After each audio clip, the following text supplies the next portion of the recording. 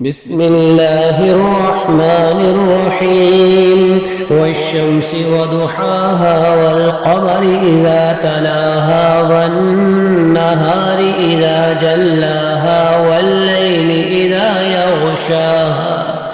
والسماء وما بناها والأرض وما طحاها ونفس وما سواها فألهمها فجورها وتقواها قد أفلح من زكاها وقد خاب من دساها كذبت ثمود بطغواها إذ انبعث أشقاها فقال لهم رسول الله